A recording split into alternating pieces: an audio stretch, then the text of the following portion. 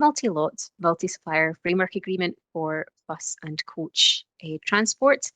And we're really keen to advertise this opportunity and to have as many people as possible consider bidding. And particularly, we were keen to advertise to small and medium-sized enterprises, which is why we're so grateful to the SDP, the Supplier Development Programme, for facilitating this for us. So the purpose today is just to tell you a little bit more about the opportunity and what might be involved, and just to give you some reasons why you might consider bidding. I'm not going to go into too much detail on the tender documentation itself, although I will give an overview of it and raise some points that you might want to consider thinking about now, or that I think are just useful for you to know in advance. The SDP are kindly going to run us another seminar once the opportunity is live on the tender website. Once you've all had a chance to read it, I think it will be more useful once you've read it, and then you might have more pertinent questions. So first of all, I thought a good place to start is with who are we? And that should be such a simple question. We're the police, right? Our police car just went past. But one of the things that I think you'll notice as soon as you open up the opportunity is that there's a lot of reference both to Police Scotland and the Scottish Police Authority. And I thought it would be useful just to draw out what exactly we mean when we're talking about that. So both organisations are constituted under the Police and Fire Reform Scotland Act in 2012, which modernised policing in Scotland and is the stage when all the previous police forces were consolidated into the one. So if we start with Police Scotland, so again, previously there were 10 local police forces in Scotland, and now there is only one, Police Scotland. Within that, there's still a real focus on local policing, and there are 13 local divisions based on local geographic boundaries, which I will come back to later. That's quite important to what we do. But there's also some national divisions that you may have heard of some of them actually in passing. One of those is the Operational Support Division, so that's one we'll be working with quite closely with in this contract, and that covers things like road policing, firearms, public order. I think the dogs and the horses are in there as well, and other things where we've got a national organisation. The Specialist Crime Division is separate, and that they deal with well, exactly what it says: specialist in serious and complex crimes and investigations. What you may not have considered is this, as well as officers, we've also got a very large number of, we've got a number of staff as well, and they are carrying out the functions that you will find in all public sector organisations. We've got procurement, Caroline and I, and many other colleagues. We've got a finance department, fleet. We've got a large digital team, lots of IT specialists, and we've got HR and many others as well. The head of Police Scotland is the Chief Constable, and that you may see her occasionally in the news. That's Jo Farrell. But we've also got civilian heads of service, so we've got a Deputy Chief Officer and a Chief Financial Officer as well, who are the senior leaders. The Scottish Police Authority is a separate body, and one of its main purposes is to hold the Chief Constable to account and to promote the policing principles. They have a lot of oversight of our strategy, of our budget. A lot of our reports and our performance go to the Scottish Police Authority. There is a board of up to 15 members who are appointed by the Scottish Government, and it's led by the Chief Executive. One of the things you will notice is that it is the Scottish Police Authority who actually enter into contracts on behalf of Police Scotland. So if you go ahead and you decide to bid, then it's the Scottish Police Authority who will be entering into a contract with you. One of the other things that the Scottish Police Authority does is provide forensic services both to Police Scotland and to the Crown and Procurator Fiscal Service. So actually there are a significant number of staff in that service as well, and we've included both as potential buyers of services under this agreement. You could have a large group of forensic staff all wanting to go to a conference or something. So just useful to bear in mind as you're approaching it. The other thing I wanted to tell you before we launch in to the details is just how, as I mentioned before, these 13 local policing divisions, this is a slide if you end up providing services to us under this framework agreement, then you'll want to keep and refer back to. So useful. And we refer to our divisions by letter codes. Some of them are very obvious and some of them are a wee bit more difficult. And you'll see that there's quite a difference in spread. So for example, N is Highlands and Islands, and it's got a very large geographical area, but a very small population. And at the other end of the scale, you've got Glasgow and Edinburgh, G and E divisions, who are very small, well, quite small geographically, but obviously have much larger populations. So there's a real spread of skills required there. So I just thought I'd include that, as I think it's quite handy for you to have. So on to what are we looking for? What's the scope of this procurement and what do we not need? So as we've said, it's the provision of various sizes of buses and coaches with the drivers. We're looking for the actual transport service rather than just vehicle rental. We don't have the specialist drivers that we need to drive them ourselves. We're looking for transport not only throughout Scotland, but potentially into the rest of the UK as well. And I'll talk more on that later and how it fits with our lotting structure and what you might be able to provide. We're looking for, in some cases, we'll be looking for a set number of vehicles, and in some cases, we might be looking for what you can provide us in terms of standby or contingency vehicles to help us flex our requirement. Some of our operations are quite complex and could use that kind of resilience and logistical and planning support. So we've benefited a lot in the past from the expertise that a lot of your organisations will have in things like dealing with route closures. You'll know your vehicles better. You'll know where the bridges are that are too low and things. So that kind of, we won't need that in every case, but in some cases we will be looking for that type of support as well. We are not looking for car hire or self hire. We're not looking for taxis, and we're not actually looking for minibuses in this case. I know the definition of a minibus isn't always particularly clear, but we're not particularly interested in things of 12 or fewer people. We've got other other contracts in place for those requirements. So this is buses, including small buses, but not minibuses. So our proposal for the framework agreement is we're going to have an initial period of 2 years with an optional 1-year extension.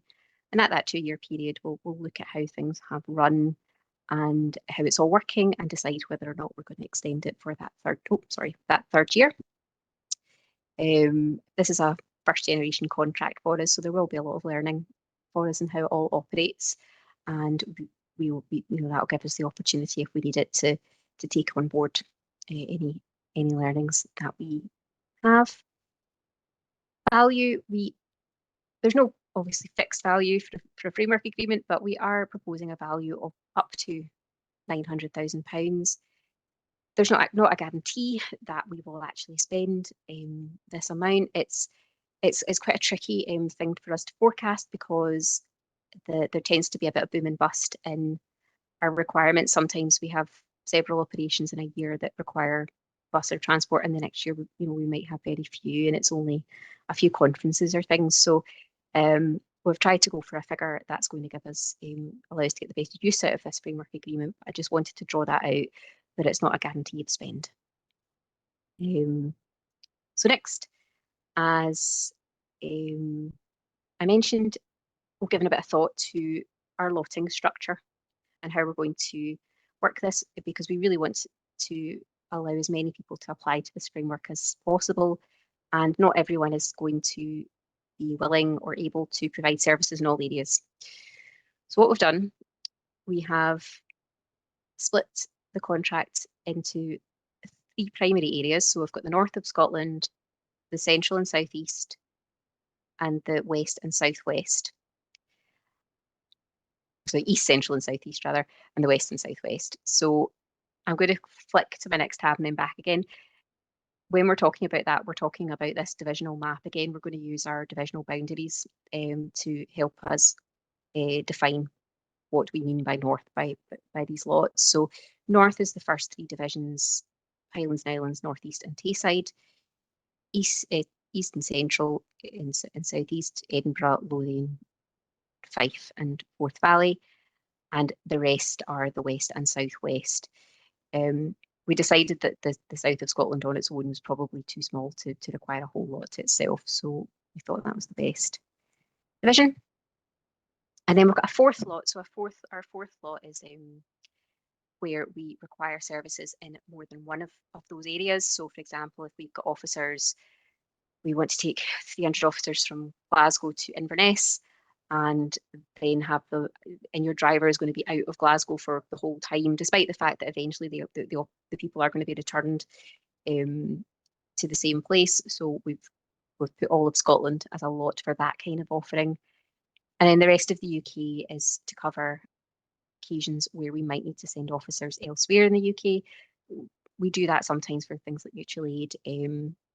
And again, not every company might find that a suitable offering to give. So we've kept it as a separate lot, and you are free to, you can offer for one lot, you can offer for all of them, or anything in between. So that's that. Next, I wanted to give you an idea of when we've used buses and coaches in the past, and what, and just some comments on what we've learned from some of those operations. Just gives you an idea of what sorts of things we might be looking for. But obviously, we just don't know what's going to come up in the future. So a large operation for us was Operation Urim. We always have unique names for our operations, and they're usually very inventive and often linked to Scotland. This was for COP26. It was the policing response to COP26. We actually had a couple of contracts in place, and it was nearly 2 million in value. So obviously that was a kind of once in a generation event. It was very extensive and wouldn't necessarily be repeated, but it's a good example of the types of complexity that we can deal with sometimes.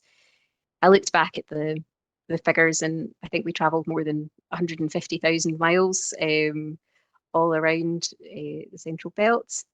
And that was now a number of years ago. It took place in October to November 2021.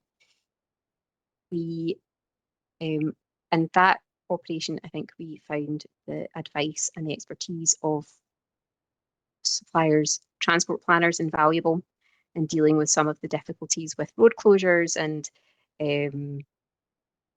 other access to the venue. This all took place at the SEC in Glasgow near the Clyde. And obviously there was a lot going on in the city. The policing was only one part of a much larger event that we had to keep in mind. So what we found was, I think at that time we knew the event was coming, and we were able to put a contract in place, but the actual route maps and things couldn't be finalised until, in fact they were constantly under review as the operation was ongoing. It also was an MPP, was it a relatively sensitive operation, parts of it were at the time, and I'll come back to vetting. I'm going to have a whole section on vetting later. So it's this NPPV is non-police personnel vetting, and that was required particularly for the transport planners who we had embedded for us at the time. Operation Oystercatcher. A really important thing for us is our probationer training, and this is for trainee officers, and it's really important that that all happens on schedule, because that's how we keep our officer numbers where they need to be, and it's linked into lots of other things like getting all their kit ready. So we had a bit of an issue in December, January, sort of 22, 23, and the venue where this was normally carried out was closed. And we managed to find other venues for housing them, for feeding them, and for educating them, but they weren't all in the same place. So that involved a lot of buses taking people back and forth to where they needed to be. And it was very short notice. And the number of people wasn't massive, it was about 220. Over those 2 months, we did spend nearly £30,000. So as you can see, there can be lucrative opportunities for you, if you were a member of the framework agreement. Operation Unicorn. You will remember this from the news. This was our response to the death of Queen Elizabeth II and her funeral wishes, and making sure those were carried out. That was quite a very large operation. It was 14,000 officers throughout the whole of Scotland over a period of about 10 days. And the tricky part of it was that we didn't, as just by the very nature of it, we didn't have an advance warning of when services would be needed. And that the costs for that were about £81,000. And my last one I'm going to mention is Operation Loontrick, and that was a different type of operation because we knew when and how many officers we were dealing with. This was for the World Cycling event in Glasgow and the rest of Scotland last year in August. Our transport requirements were mostly in and around Glasgow, although not exclusively. It included a degree of planning assistance with officer numbers, and that was for about 400 officers and about £50,000. And I suppose this might be, I don't know if either of them would have anything to add, but Caroline, my colleagues Caroline and Mark Jackson's an officer who was involved with some of these operations as well. If they've got anything they want to add. I can come in, Louise, you've covered it all really well, to be honest with you. I think just to stress, you've already done it though, that these operations can be last minute for us. So it's really important, I think, that with all the suppliers on the framework, we'll keep up communications with you, so as soon as we know, you'll know. And I think you'll probably come on to how the framework is going to operate. But we've always had a really good partnership with the companies that we've worked with before who have helped us at short notice and also given us some great advice, because we don't do transport planning, right, as a rule, right? The police are really good at logistics, which Matt's probably better speaking to than me.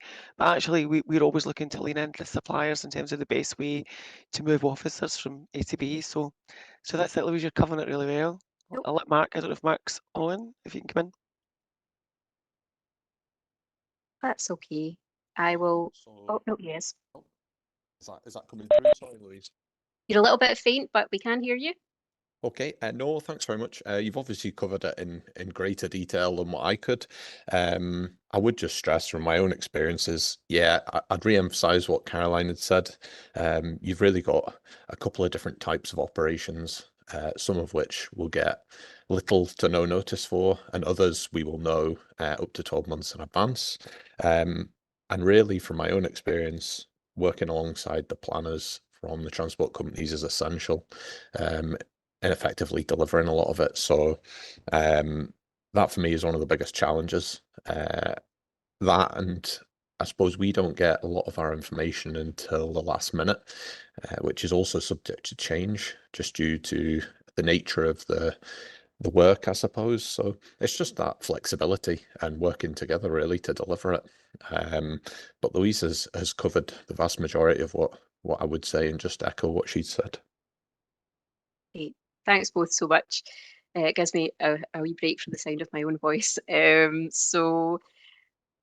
both really good points there as well. And I totally agree. It can be a real challenge for us to firm up our requirements, because it's a lot of what we do is in response to the situation on the ground. So that close relationship and that and working together is really important for us. So I'm going to move on a wee bit. I'm going to move on to our requirements. I'm not going to state out our whole statement of requirements here. It will be in the written documentation, but there was just a few things that I thought, and to talk you through our approach to it, because we know that all of you who require them will have public service vehicle licenses.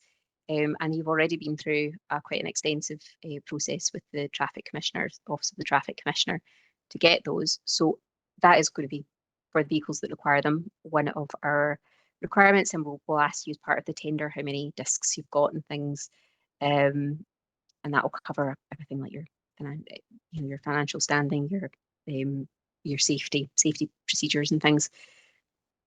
But a few other things I wanted to mention.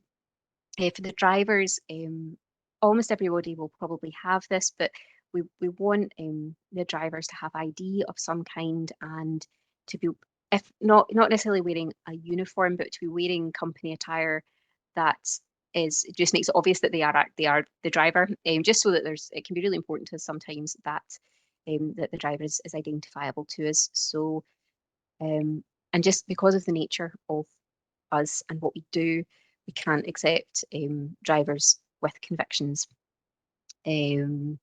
So just working on our contracts. Next, kit bags. It's definitely not essential for every contract that we'll have. A lot of but officers often do have 1 or 2 kit bags, and I'm told they are up to 100 litres. So that's something that at contract award stage we will be telling you we need X number of people and how many bags roughly they've got. So we're looking to find out who's got capacity to take those as well.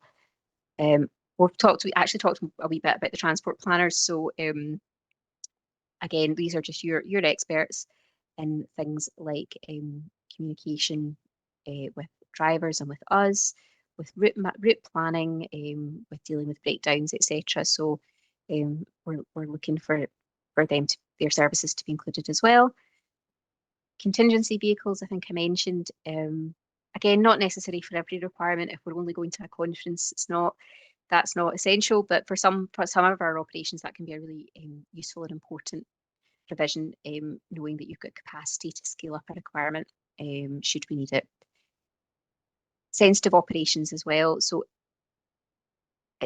it's hard for us to know. We thought we would include this just in case it's needed.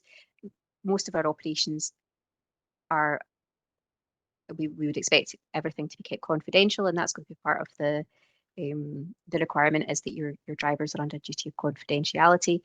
However, on occasion, we do have an operation that is of greater sensitivity. So we will, in that case, reserve the right to ask for non-disclosure agreements and for further vetting. And again, as I said, I keep promising I will come back to vetting later, so I'm going to have a whole section on it though. So further requirements, firm bookings. So this is something I think that someone had brought up to me. One of the things we can't cope with very well is if we have an event coming and we've booked 6 buses, and then you phone us a week before and say, oh, sorry, they're not available anymore. Somebody else wanted them and they gave us a better price. Unfortunately, we just cannot deal with that, just the nature of what we do. So honouring the bookings will be a major condition of the contract. Hours of contact. So we're not wanting to make this too onerous. So this is how can we contact you? So we don't want to make this too onerous and exclude people. We're not expecting everyone to have a 24/7 call centre here, but we would expect to be able to contact you by email and telephone in normal business hours between 9 to 5, and not including public holidays. However, if we have an operation running and we are using your services and there's people our people are on your buses, then we expect to be able to contact you 24/7. And it could just be a mobile number, but we need some way to contact you. We do have minimum, going forward again. We do have minimum environmental standards. So in our tender technical specification, there will be an opportunity for you to tell us what environmental benefits that you can bring to us, but there will be some basics like your vehicles must meet the emission standards set out in their MOT, and you must comply with LEZ. So there'll be a list of those. Sorry, LEZ, the low emission zone. There's a new one in Glasgow, so we're all very aware of it over here. So we would expect you to comply with that, and so there'll be a list of them in the specification as well. And vetting. So that's me, as promised. The section on vetting has come up. So The first thing I wanted to mention is that there's two types of vetting, and we use the word vetting for both simultaneously, which can be confusing. The first is general company vetting. So this is where you go through the tender process and we're happy with your bid and we would like to appoint you to the framework. Before that happens, your company must be vetted. And if I think it's unlikely we'll have any sole traders, but some of us are suppliers for other services or sole traders, it applies to them as well. This is checking that there is no criminal links or other risks to us from your appointment as a provider for services to Police Scotland. We do it for all sorts of services. We even our stationery supplier, like no matter what it is, vetting takes place. As part of your tender, you will fill in a declaration of non-involvement in serious organised crime, and that is your application for vetting also. In that form, there is a space for you to list all your directors and persons with significant control. And this is something where it might be worth looking at now if you're keen on bidding, because it can be tricky in bigger organisations. You're maybe not sure who they are or how many there are. So if you are a limited company or an LLP or similar, the details are in Companies House and you can go in and download a list and check and just give them a heads up that you're going to need this information, because I think it goes against the grain. It's not something people are used to letting go out there, is their name and their home address and their date of birth. So it's worth just flagging that now. That is something that we need. The good thing is that this vetting will take place prior to your framework appointment, and the vetting team will tell us how long it will last, but it's usually between 3 and 5 years, so it's not something that needs done extremely regularly. I've also included here a link to the privacy notice at the bottom of this slide, and that's got further information on what information we take, what the GDPR position is in relation to that, in relation to that information and our record retention, etc. And that's just it's just a link to this place in our website that's got that notice. Second type of vetting is non-police personnel vetting, and that's the NPPV that you'll see referred to every now and then. It's personal, not just for personnel, it's personnel as well. So this would be for individuals who are providing services to us. So this could be for things like if you are a transport planner and you're going to be embedded with our organisation because we have a very large, very complex investigation, or if you are going to have access as part of your planning responsibilities to information about our operations. It could also cover some drivers. We're not intending to apply this vetting to all of your drivers. It would just be undoable because of the level of work it would involve, and you may not know who's going to be driving on our contracts until closer to the time as well. So, but for sensitive operations, we're reserving the right to ask people to complete this. It's done directly with the vetting team. We'll make an application and they will send you a link to fill in the form to do it. So in that case, it is kept private, it's kept siloed from us. All we are told in the end is whether you're passed or failed, and it's the same for company vetting. The vetting team are separate from us, and just by its nature, it's completely it's called the results are confidential, other than have you passed or have you failed. I know that can be quite frustrating sometimes if you fail, because we don't even know why, and for general safety, it's not always possible to share the reasons for that. Unfortunately, it's just a factor of what we do, but hopefully that won't be the case. I also just wanted to speak very briefly about how we anticipate the call-off procedure working. We're going to, once all your bids are in, I will be evaluating them and we'll be ranking the suppliers in each lot, and we're going to do that by most economically advantageous tender or meet. There will be two options for call-offs. Direct award will be for low value, simple, straightforward type procurements, where we're, say we're going to a conference and we need a bus, etc., that sort of thing. And in that case, we will go to the first ranked person in the lot. and then ask them if they can meet the requirement. If they can't, we'll go to the second ranked, and so on and so forth.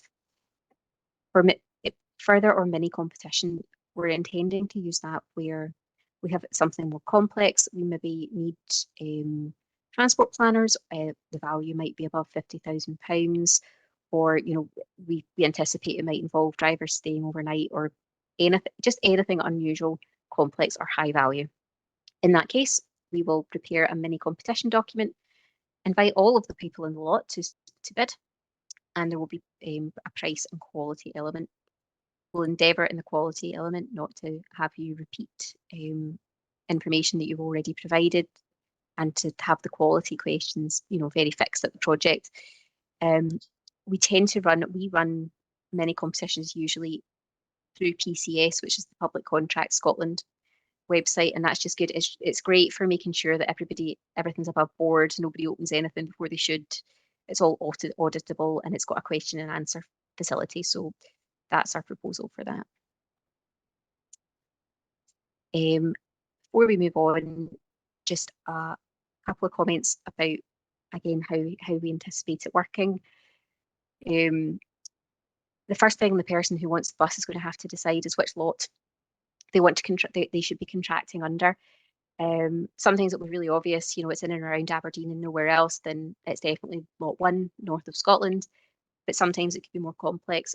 We're planning to have the decision be the sort of primary place of performance, whereas most of the service is being carried out. So, for example, you're taking officers from Edinburgh to the Borders, which is within lot 3.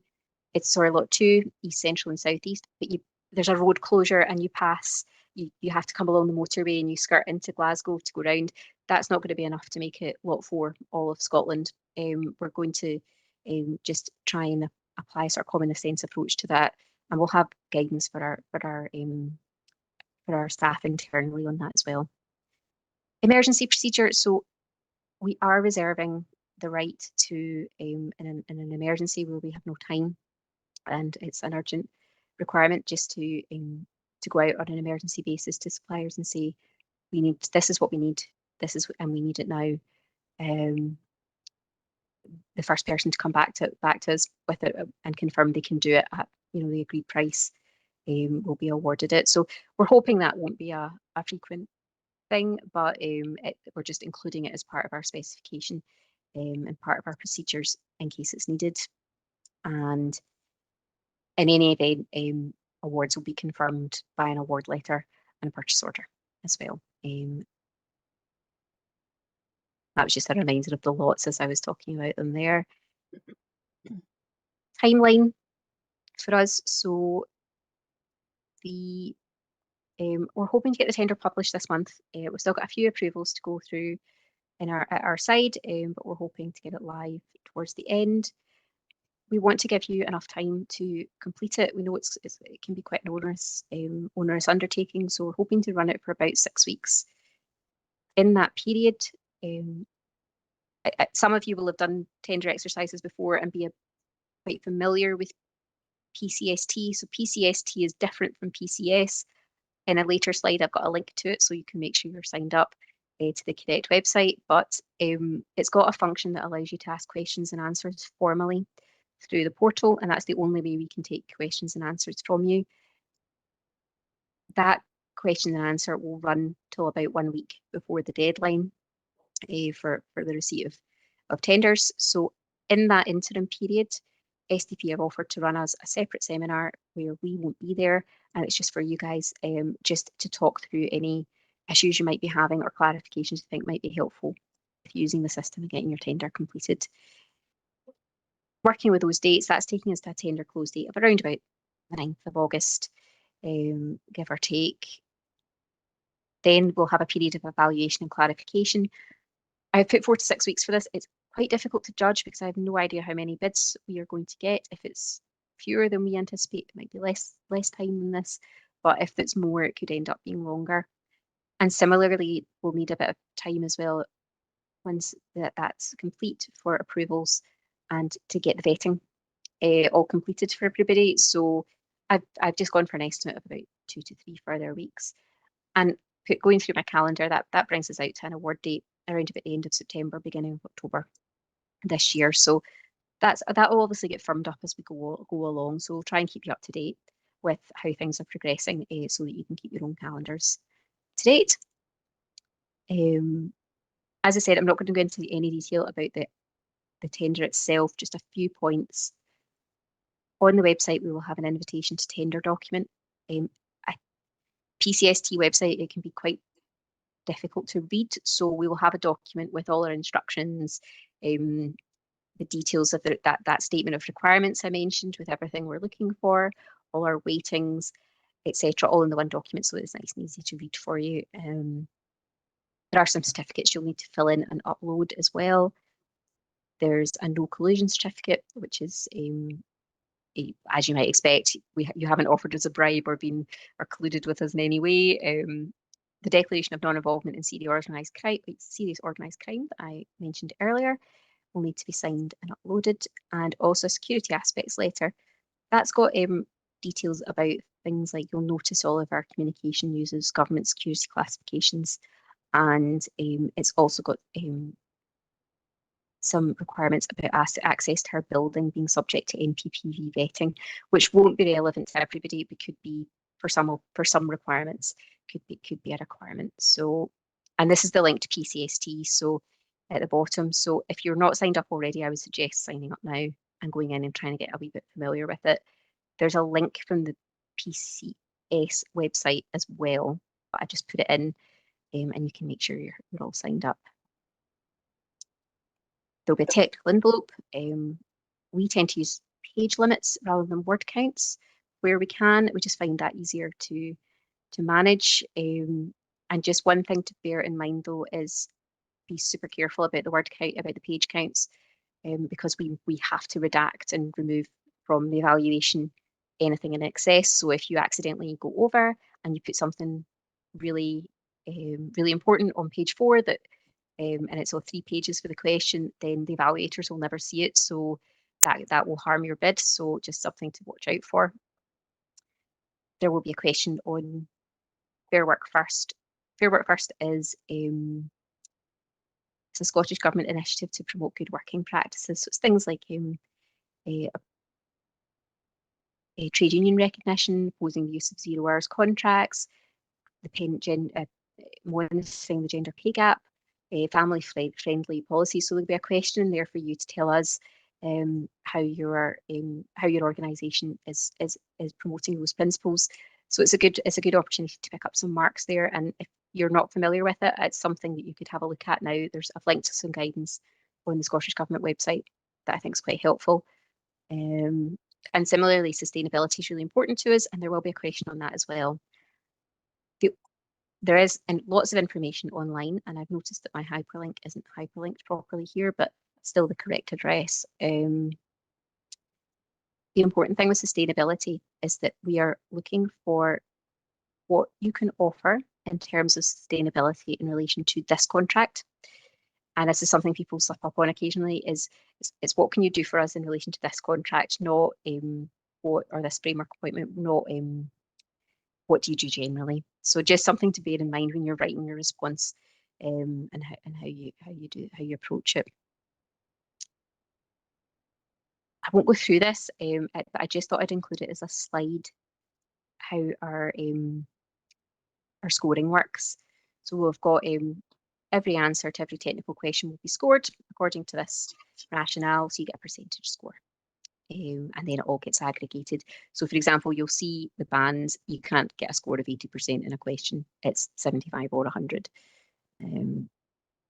Something to bear in mind. And I'm getting close to the end of this now. Our commercial envelope, we just are aware that all your different organisations will have a different fleet. You've got different sizes, so trying to compare those can be a challenge. So what we're going to do is we're going to ask for a fixed rate table. So you'll tell us what you've got and what prices you're willing to offer for them. So for example, we've got a bus of 49 seats, however many of them, and you'll give us a price per day or per hour per mile, and that will all be in a table, and that's what will be fixed. Those will be our rates for any direct awards. However, to compare everybody's offerings, what we're going to do is give you some scenarios in each lot. So there'll be, we'll tell you, right, we need to move this number of passengers on one day, 9 a.m. to 5 p.m. We need to take them 40 miles this direction, 10 miles that direction and back, or we'll give you a scenario and then we'll ask you to use the rates you've given us to come to a price, and that price, those prices will be what we use for your commercial bid, and that'll be how we compare everybody. So full details of that will be contained in the tender documents. But that's what we're proposing right now as our approach to pricing. So I think that pretty much covers what I was looking to tell you today. Just really hope that you'll be interested and consider bidding. I know it can be really interesting and really rewarding working for us. And I think we all feel that here as well. So I'll maybe go to my other panelists first and see if there's anything they want to add. I'll just come in and just say thanks, Louise. That was really comprehensive.